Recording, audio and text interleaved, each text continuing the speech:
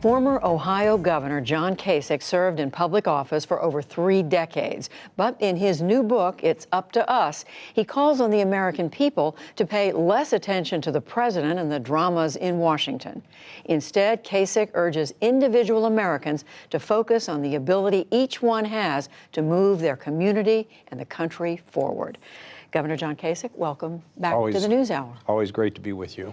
So I do want to ask you about the book, but I first want to ask you about the news of the day. And you have made some news yourself. You said today that you have now come around to the view that President Trump should be impeached by the House of Representatives. Why? Well, first of all, Judy, I thought there should have been an impeachment inquiry from the very beginning. In fact, I think the Democrats should have a vote in the full House on the inquiry. It gives it credibility, it gives it transparency, and I think that's very important.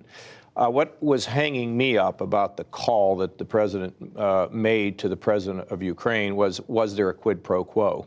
And there's so much going on in this drama yesterday with Sondland and text messages between him and Taylor and Volker. Those had me greatly concerned. Different diplomats. Yes, all the testimonies. But when Mulvaney said it's absolutely true that we withheld aid until they agreed to go back and do an investigation of the 2016 election, withholding aid from a country like Ukraine that lives in the shadow of Russia, who's got troops on their land, there's no excuse for that. But as you know, though, Mick Mulvaney said then, he said again today, hey, there's political influence in American foreign policy. Get over it. In fact, the Trump campaign is now today selling T-shirts with Get Over it. Yeah, well, look, it's one thing for a president to be able to pull aid from a country based on public policy, but it's another thing to say, to dangle aid, vital military aid, over the head of a nation that's fighting literally for their survival. And so, and based on politics, based on just, you got to go do this investigation we want. And we don't want any president to do that. And I don't come to this is really, really hard for me. It's a really sad day for me. I don't want to have to be doing this. But when I look at it and I have responsibility to respond to questions, I felt this was absolutely the right thing to do. So I feel good about what I've said, but I'm saddened at the same time. As you know, though, John Kasich, President Trump said, and he said it again last night, I'm unconventional. I do things in a different way. Why isn't he, in his words, allowed to do things in a way we've never seen before? Well, because there's appropriate ways in which a president should conduct himself in office, keeping in mind that there can't be things like an abuse of power. Everyone's held accountable. And if the president had said, I'm not going to give any money to Ukraine because I think there's too much corruption, well, that'd be okay with me. But to say that I'm going to withhold this aid until you do what I want you to do politically, which is what the chief of staff said yesterday, and no matter how hard they try, they can't take those words back, because that gives us a window into the way they were thinking there. So you're saying if you were in the House today, you would vote for impeachment, I would. Which is equivalent in criminal law to an indictment. It's right. A statement of charges. What about convicting him, which is what the Senate would be asking? I would like to see what the articles of impeachment are, that whatever the House comes up with.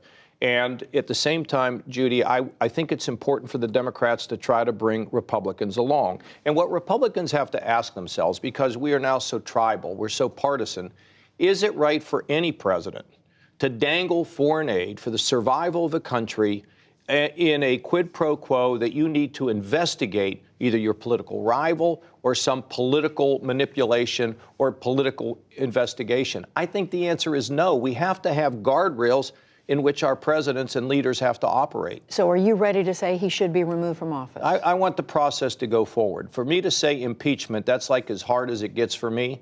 And that indicates I think there's enough there to be able to do that, but that's the job of the Senate. And, you know, we all have to slow down and let this process take its place. There are so few Republicans in Congress, in fact, virtually none who agree with you right now. Why so few? Well, you know, again, it's tribal. We're going to protect our guy, and I just wish this would go away. I mean, what has been amazing to me is they're not even saying that phone call was wrong. And they won't say, of course, that you want to have an impeachment inquiry, but when the mass majority of Americans now are saying that this is necessary, we need to get to the bottom of it. But you know what? It's now. Tomorrow's a different day. And as more people testify, there's more witnesses, Everybody will have to judge for themselves. I'm not going to beat anybody else up into having the opinion I have.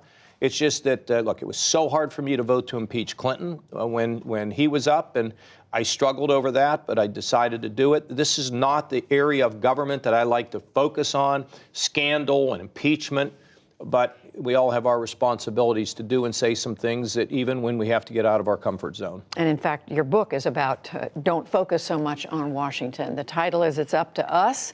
You're saying the American people have the ability, they have the obligation to themselves try to make the country better, well, their live a community life, yeah, live a better. life a little bigger than themselves. You know, we all have certain gifts. You have them, the people watching have them, and, you know, they're given to us, and we're expected to be healers in the world. We're not expected to be dividers. And, you know, we need to get out of our silos. We need to put ourselves in other people's shoes, and we need to take care of things where we live. And that does not mean that sometimes those actions don't result in big global things like Greta Thunberg, the 16-year-old girl who held a sign and created a global movement, or those young people at Parkland in Florida who pushed gun control through the Florida legislature. But there's also stories in here about people. One girl, she lives in Illinois. She was 5 years old when the Hurricane Florence was coming. Her name was Florence. She told her mom, they're not going to like me because my name is Florence and that storm's horrible. I got to go get Band-Aids. And she and her brother went around the neighborhood in a little red wagon. And when they collected supplies, they filled the garage, and somebody took a tractor trailer down to North Carolina. Now, did she change the world?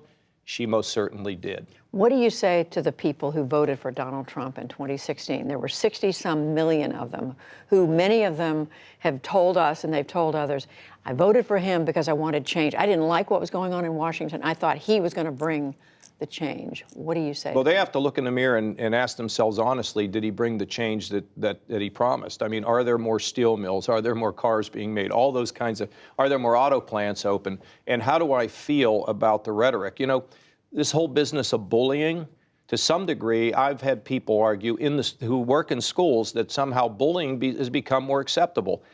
Look, I don't like this, Judy. I don't like to have to say these things about our president. But when I look at it, when I look at the scale of his policies and the behavior that divides us, something has to be done about it. But that's not why I'm for impeachment. I'm for impeachment because of what I think is the quid pro quo, bringing politics into foreign aid and putting other nations at risk. John Kasich, the former governor of Ohio, former congressman.